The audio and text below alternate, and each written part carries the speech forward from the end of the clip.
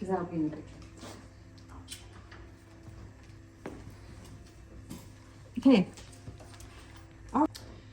I'll do most of the talking, right? Yeah.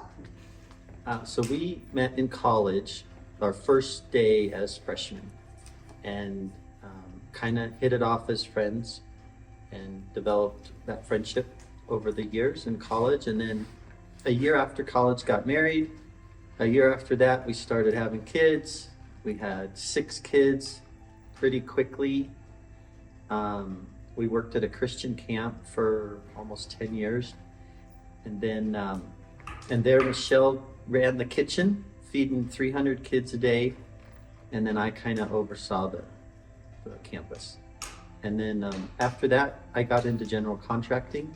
And so then we moved down to the city in Los Angeles.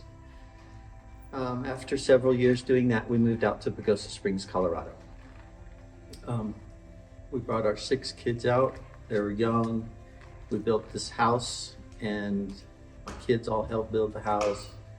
And then we started doing construction, and that went okay for a while. And then the housing crash hit, so it didn't go okay. And then we had to find something else to do. And so Michele was driving to take one of our kids to college, our middle son, Sawyer, and heard an ad for Visiting Angels on the radio. And so she called me and she said, "You have to call Visiting Angels for Miss Ada," who was our neighbor. And I've told this story many times because she was a pretty dear lady. Miss Ada was a neighbor who was developing dementia. She was a church friend of ours, and we saw it, but we didn't really know what that was. We just knew it was getting embarrassing for her. So Michele started checking on her and making sure, and her husband had recently died, and so she was alone. Well, over many months that developed, and it got very severe. She almost burned her house down. Like, it was bad. And so that's when Michele heard this ad. Well, there was no Visiting Angels, there was no home care services in Pagosa. And so she got all disappointed that we couldn't find someone to relieve us for helping Miss Ada, because her family wasn't really responding. They all lived out of town. And we just didn't know if we could keep doing more and more and more for her. So then about 10 minutes later, Michele's still driving somewhere in Oklahoma, and she calls back and she says, "Do you think we could be Visiting Angels or something like that?" Because I was completely dead in the water with construction, just nothing happening. I mean, I was fixing roofs or something, I don't know, something very minor. And so we did our homework, and we ended up buying the Visiting Angels franchise. And that was our last savings. So we took a big risk, and we knew we had to go all out because we wouldn't have another chance. So we did. And that's kind of how the Visiting Angels story started. But our family, I think that was more of your question, right? Like our family. We have 6 children and now 15 grandchildren. And we're just loving being grandparents. That's awesome. I don't think there was a vision. We just wanted to help a few people, right? Yeah. But to help people, To yeah. help people. We didn't really think very far down that road. Mm-hmm. We just thought, well, I know some people need it. Let's get going. Awesome. What is the role that you fill today at Visiting Angels, Chris? On paper, I'm the director, but I really have delegated those responsibilities to all the responsibilities. I don't work in that business anymore. I'm in the office every day, but I love seeing everybody, and I love it when the phones are humming and everybody's running around. It just feels like something's getting done. This is exciting. People are getting helped. But there's so many people and employees and clients that I've really delegated all that out to to you, Luann, and to Michelle Johnson as the co-directors. What do the initials CVO mean to you? Chief Visionary Officer. Oh yeah, came up with that clever title. What does that mean? What? Well, as I've been on my journey of learning, I guess, the gifts that God has given me, I've come to realize that I like to start things. I'm not great at like sticking to it year over year over year. And so I've come to realize that setting vision is one of the things that I do and like to do. And so I've been focusing on that a lot more. And so setting vision, kind of being out in the lead, learning so that I can lead people is what I've been focusing on. I'm very good at that. Yeah, so in that sense, I'm still involved in visiting angels. I was the director of the mostly veteran Mostly the what? Trainer? and Trainer. What does the director do? I did a lot of everything. She we all did everything. Now, she really did the part where she did client assessments. She did most of the interviewing for caregivers and employees. She was HR Yep. because there was none. She trained all the employees, and she really did a lot in that And effort. one day I fired 3 people. One day she fired 3 people. Uh, That I was can't even her imagine that. least favorite day. on that day. Yeah. We learned a lot about hiring. She did, we did. Mhm.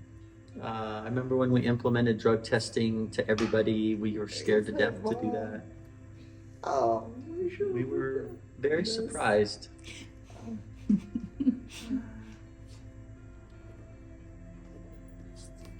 And then, in what year did you retire from visiting angels? Probably 2017. 17? That's what I think 17.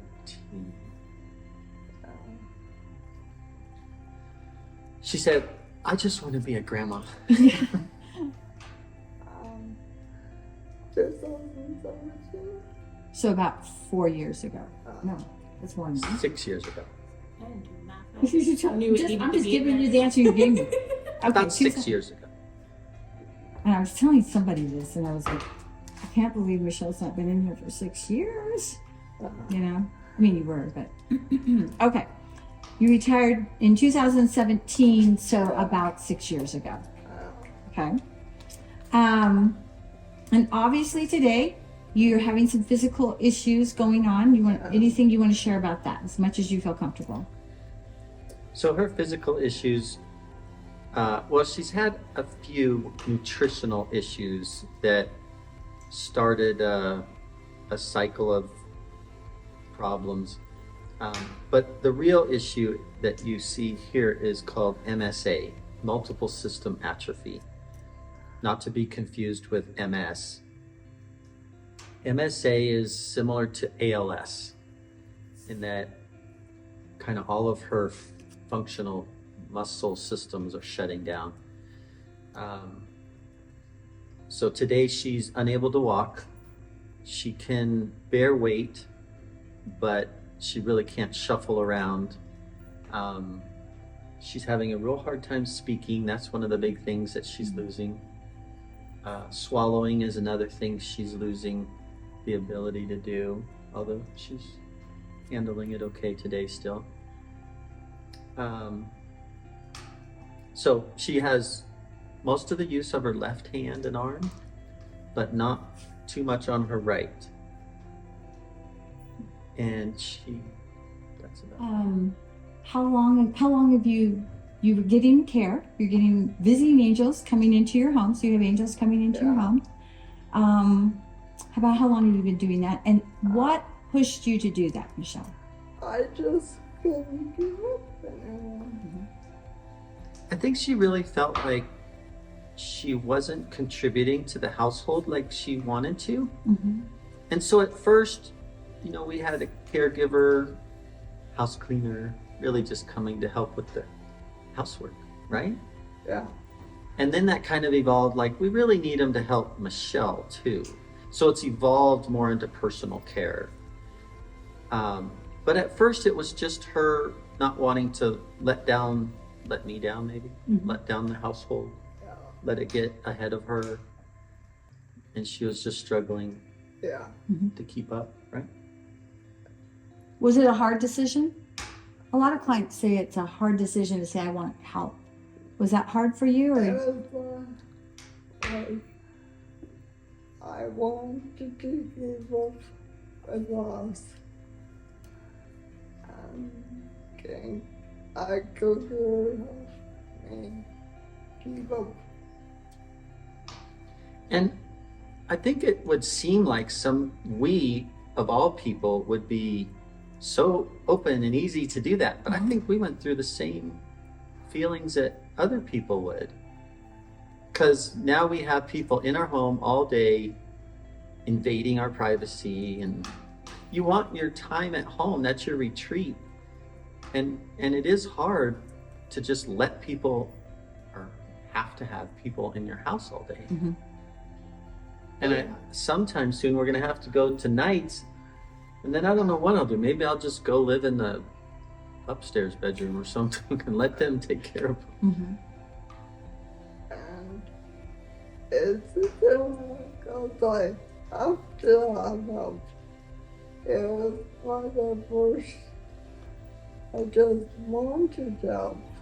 Yeah. Say that again. What did you say? It was hard at first because she just wanted help, but she could kind of do it.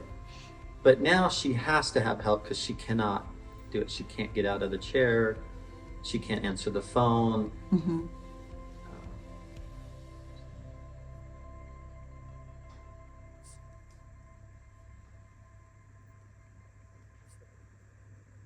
Okay. Were there any surprises that when you began to receive care? Something that you did not expect? It could be positive. It could be like kind of what you're saying, Chris. Like people are in my house all the time, and you don't have like that privacy. Just want to help us give up. I think it's amazing. It's amazing how much they help us keep up. Oh. Yeah, because when, like, obviously we have excellent caregivers. And so they usually do surprise us with how much they keep up. Mm-hmm. And taking care of things sometimes that we didn't think about. Told them about when we So we had a different experience when we went traveling to her sister's house in Missouri. We contacted the visiting angels there, and we knew those owners quite well, and just asked, like, could you set aside some caregivers for the nighttime? Because I went to a conference, and so the family helped during the day, but at night we just wanted someone there. And we had 3 different caregivers, and that was fine. But 2 of the 3, I'll just say that they were awful. And one of them actually just said, I can't do this, I have to leave. I'm like, well, you can't leave now. I mean, she's going to bed and we have to have this help. And there was a funny situation. My daughter, Kaylee, was with us on the trip. And when this lady said, I can't do this, I don't know what to do, I don't know how to do a transfer. I'm like, well, that's quite a basic thing. Could you call your supervisor and see what to do about it? Oh, I don't know their phone number. My daughter Kaylee looked at her and said, the phone number is on your shirt. The name and phone number is on your shirt. Surely you can call somebody. And it was pretty bad. They left us in a lurch, and they never called us afterwards to see how it went. And it was very awkward. So what makes an awful caregiver? Somebody that wanted to leave the shift? One that says, I don't know what I'm doing. When they arrive at the job. And won't touch her. Like, the other one wouldn't touch her. She's like, I'm not comfortable touching her. Wow. Yeah.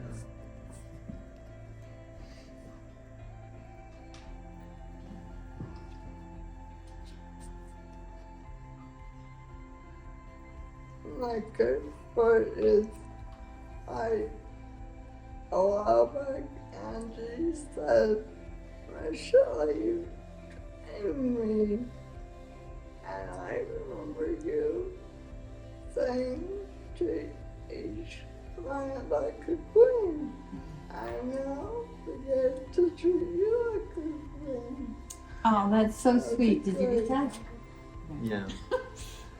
That is so sweet. You'll pop up just straight doors for me silly. I go. Light a candle. So she'll pop up and do something silly like straighten pillows or light a candle. I love that. I don't. I'm always popping up. But not to straighten pillows and light a candle. So you shared some ideas of what not to do as a caregiver. Very insightful. Poor experience. Sorry about that part. What do you think are the 3 or 4 top things that matter as a caregiver to you? Well, you go first. They know to do safe transfers Safe transfers. Safe transfers? Yeah. and anticipate needs And anticipate her needs. Mm. and Especially as she's becoming less vocal. Mm-hmm. You kind of have to know what she needs next. yeah, and know what to do. Yeah, know what to do. Take initiative. Take initiative. That was one thing she always trained on, was taking initiative.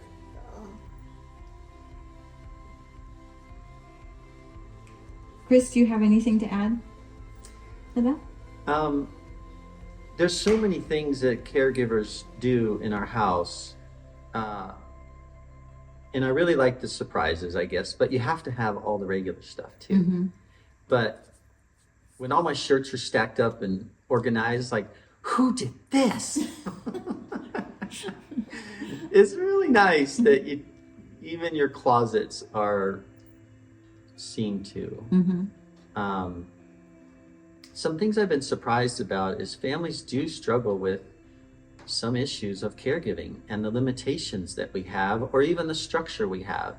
And it's not like right or wrong all the time. It's just, how do we get through this?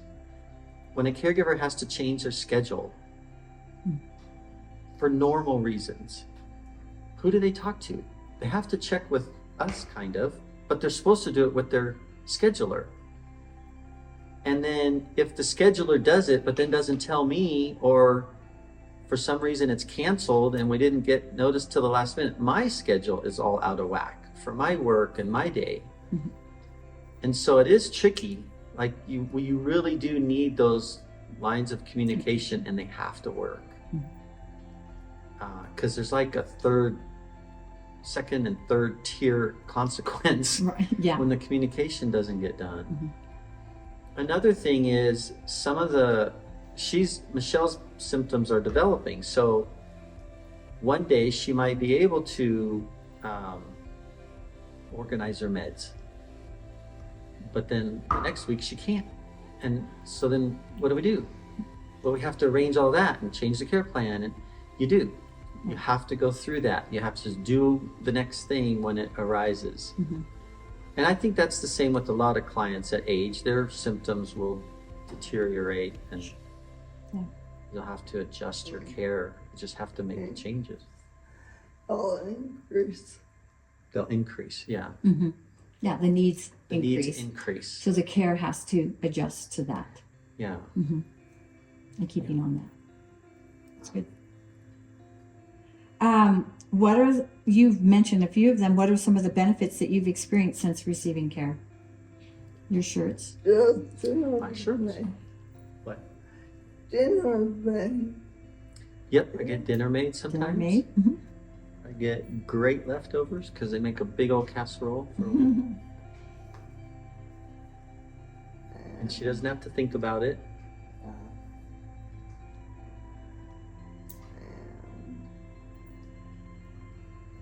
Like a companion A Companionship. is huge. At this point, Michelle can't be left alone. Mm-hmm. Up until a couple months ago, maybe, we could leave her for a few hours at a time and she could grab her phone or reach for things that she needed. But that's changed now, so she can't be alone really at all. And so now she really relies on somebody here all the time. Which means you do too. Mm-hmm. Mm-hmm. Yeah. So that brings me to this next question. If there was no home care agency in your area, how would you be doing this?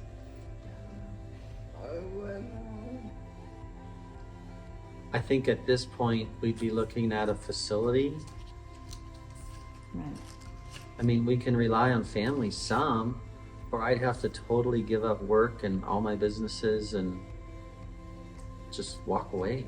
So what your agency does really matters. Matters to the lifestyle of a Yeah. family walking through whatever the scenario is.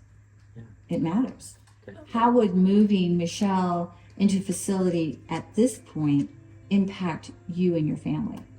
Well, we talked about it a little bit. I don't think we would move her into a place. I would just quit work. I would too. Yeah. I mean, I would quit work to take care of her to keep her home. Yeah. I would, Michelle. So I think the realistic answer would be I would quit work altogether. Mm-hmm. I'd get my 2 daughters that live in town to give me time to go shopping or Mhm. something when I needed to. And I would have to adjust to be at home as a caregiver 24 hours a day, 7 days a week. Moving out of the house just, For her to move out of the house. yeah, her moving out of the house just would not work. Mm-hmm. I would not want to. Yeah. Michelle, you would not want to. Right. I am supposed to stay at home. I think just about I don't know if this is the right answer, but just about anybody can stay at home. It's just how do you structure that so that it can work?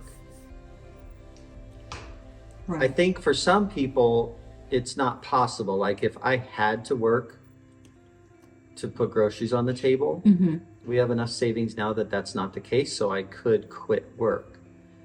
But if you had to work, very common,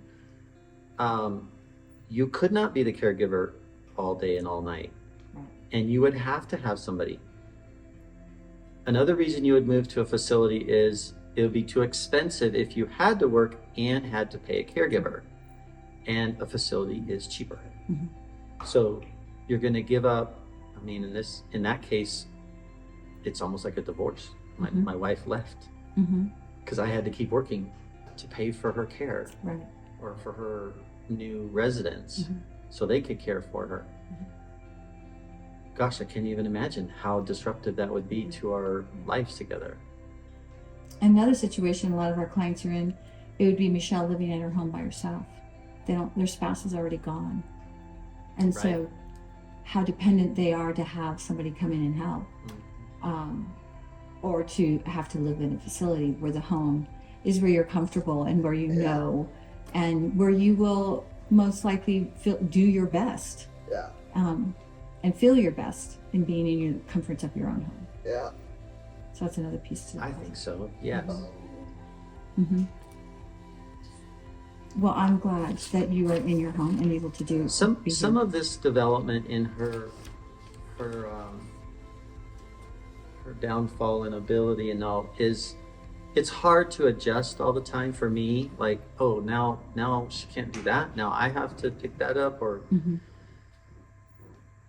that's hard to adjust. And you kind of wish you could just give it to somebody else. Like if she were living somewhere and they just took care of her all the time, you wouldn't have to think about it. I mean, maybe a little bit here and there, but that's a little harder.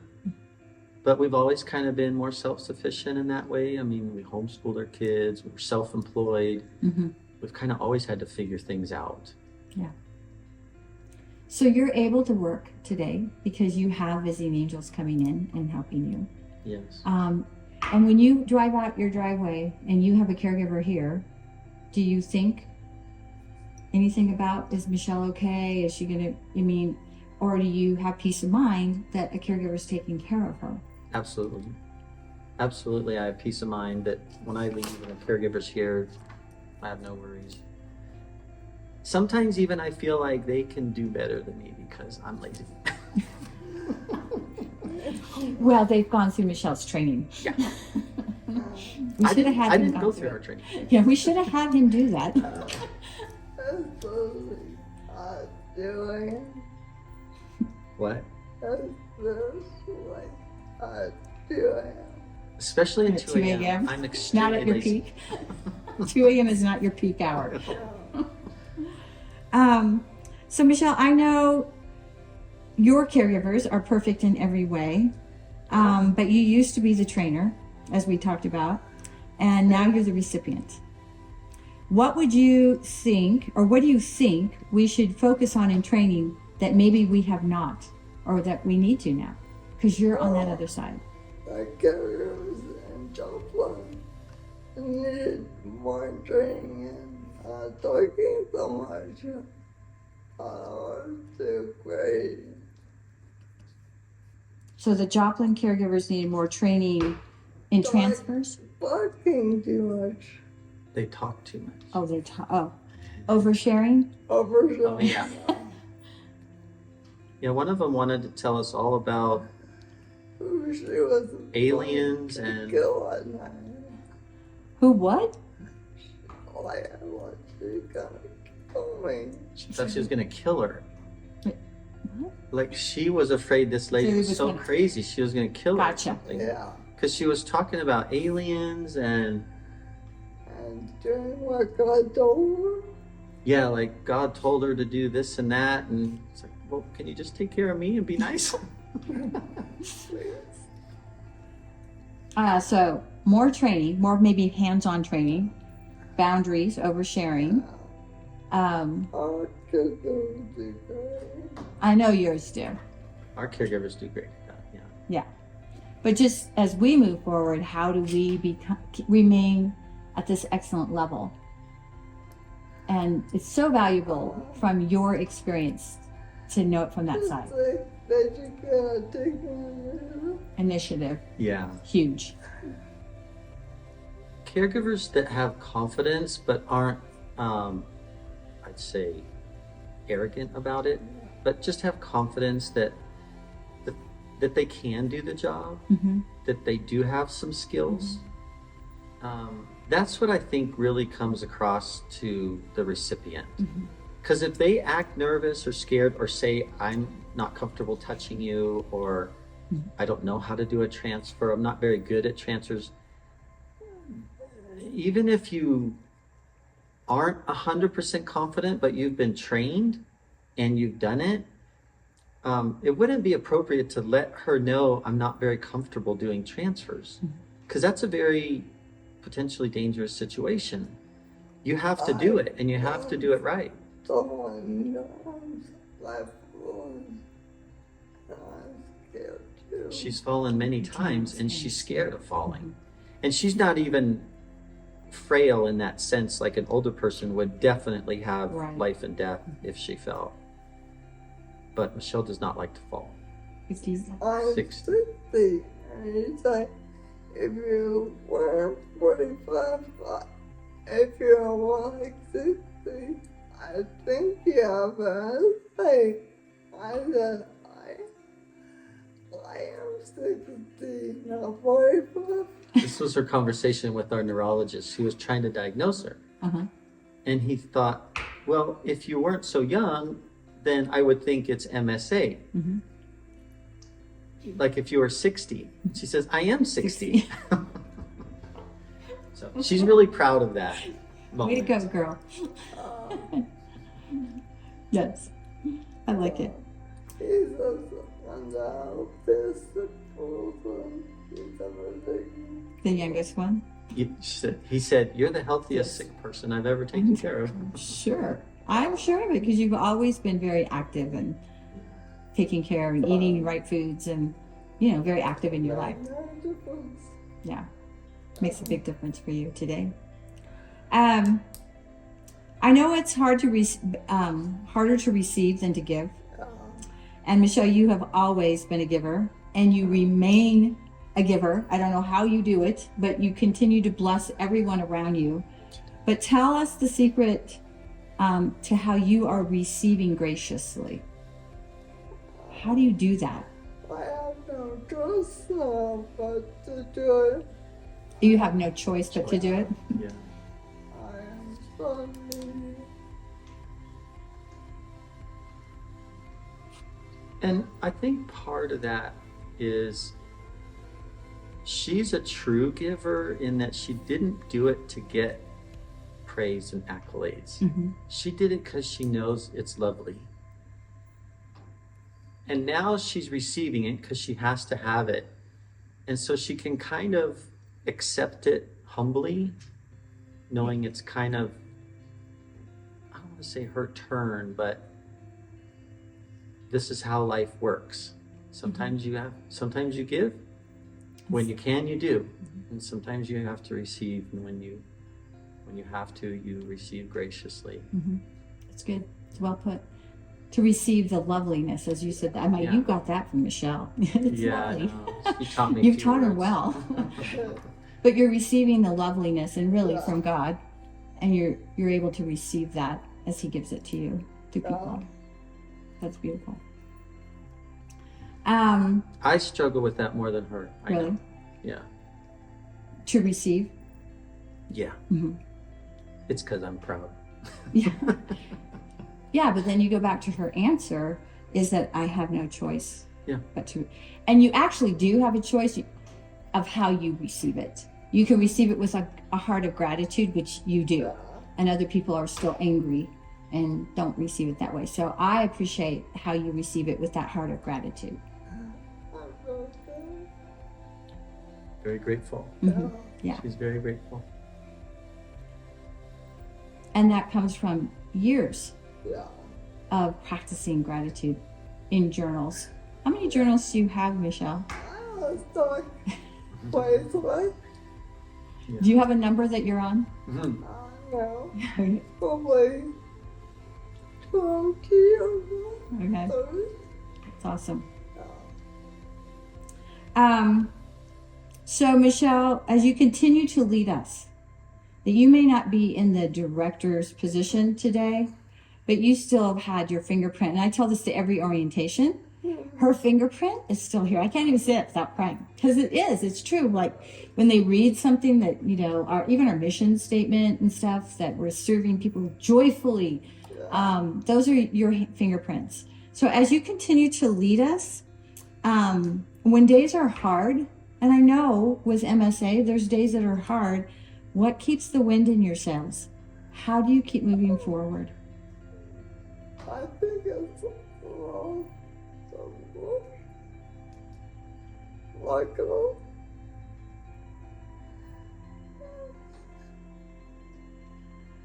it just keeps me. God keeps you going? Is that what you were saying? Yeah, the Lord keeps her going. Yeah.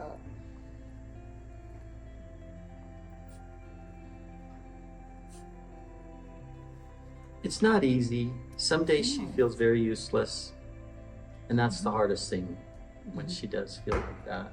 She's gotten through some of that, just accepting her situation. Mm-hmm. But when I was I think sometimes joy, peace. I don't know.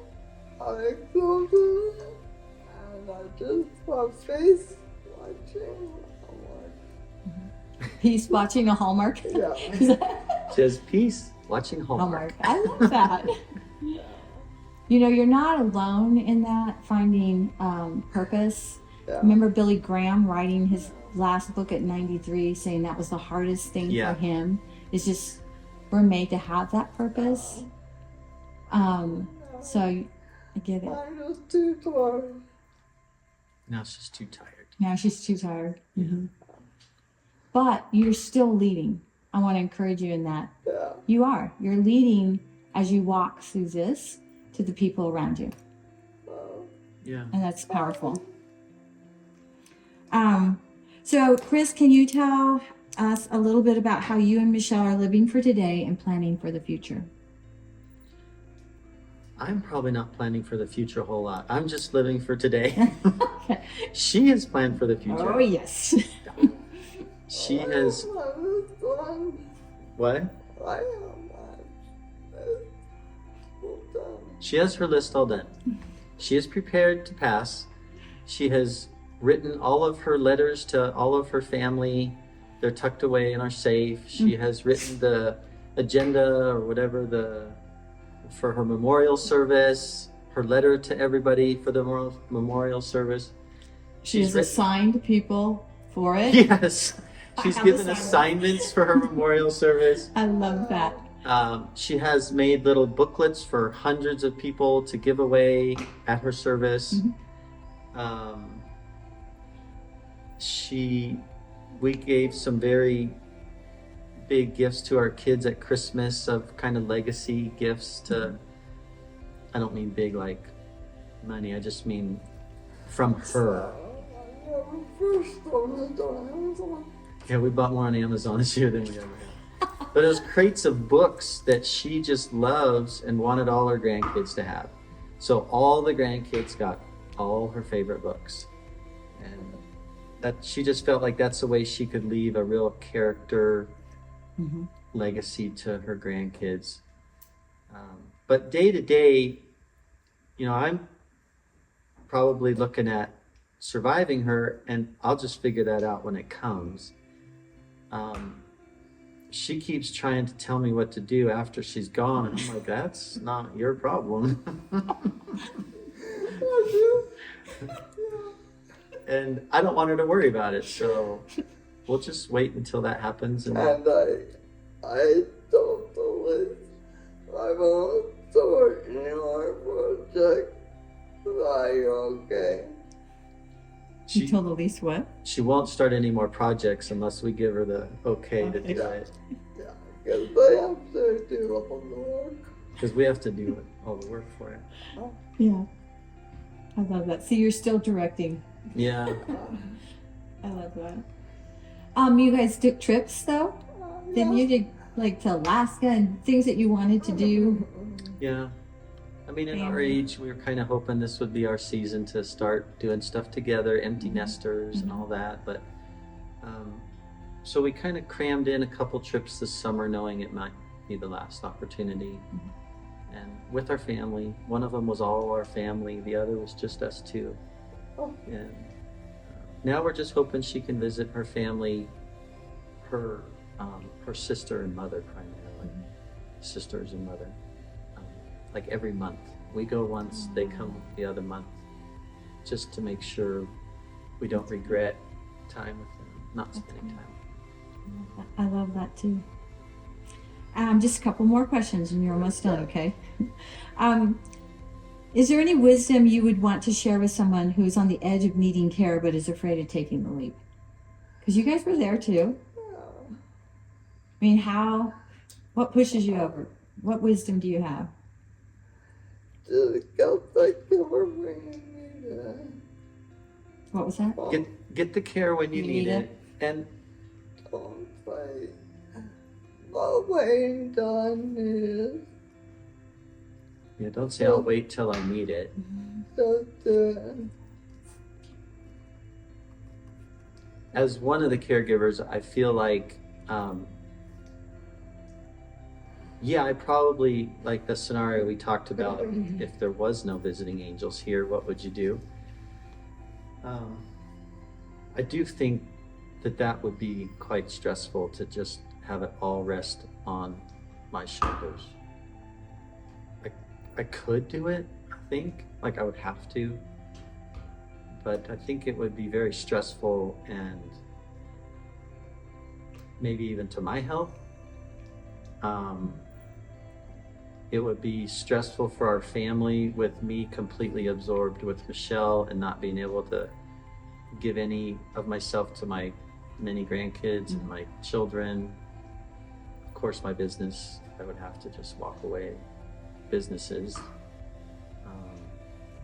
I would have to pretty much give up everything.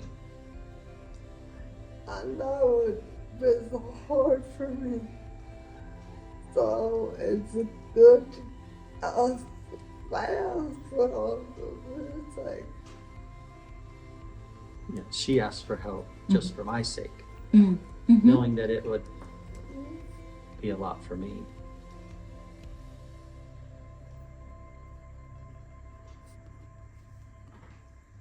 It was easier than I thought to just invite people into our home, but it didn't feel like that going into it. Mm-hmm. Like it was a little bit invasive, yeah. but then it worked out much better than I expected. And the caregivers you got were people you knew. Yeah. Yeah. Yeah. Or trained. That makes it. And you felt it was invasive. That's what the clients could feel too. Mhm. You know, I get it. All right. Last question. What your caregivers do matters, and that's really what we're kind of talking about today. Besides, visiting angels and where you guys are at and how you got here. If you're looking in the camera and telling them, tell them why it matters. What they do. Why it matters.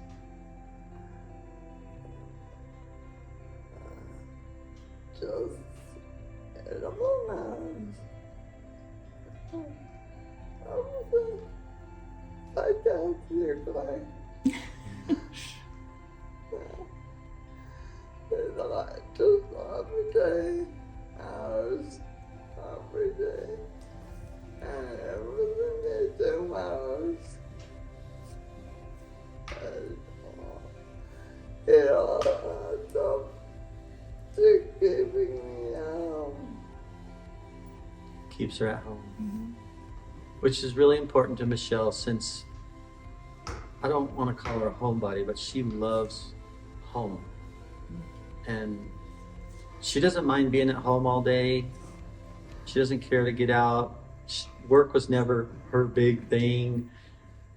She likes being at home. She likes taking care of her home. She likes having people in her home, entertaining in her home. And she gets to still do that. I'm not so good at entertaining and keeping the home. It would really be a change for me to have to change my whole life to just become the homemaker and maintain it at the standard she did. That's what caregivers do for me. They maintain her standard of our household, which I think is more important than I admit usually, because I appreciate it. It's just always done. never close the closet door. I never close the closet door. I do that on purpose. For me. I know. It's just one thing I can do to bother you. No. And like, now, what's important to me, I just go in and I think Yeah. just me.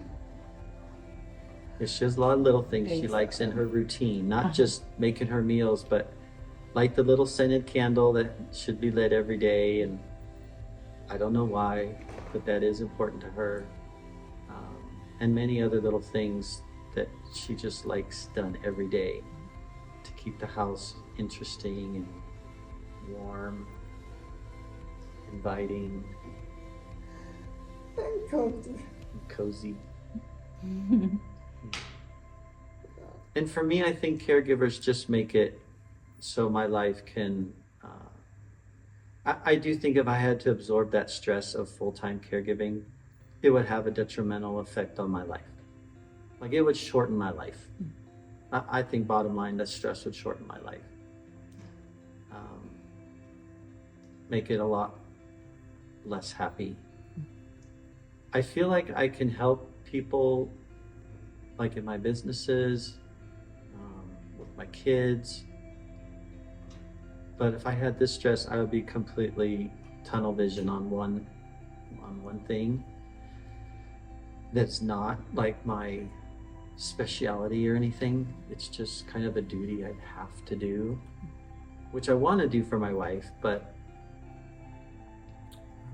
so much of it can be done by somebody else.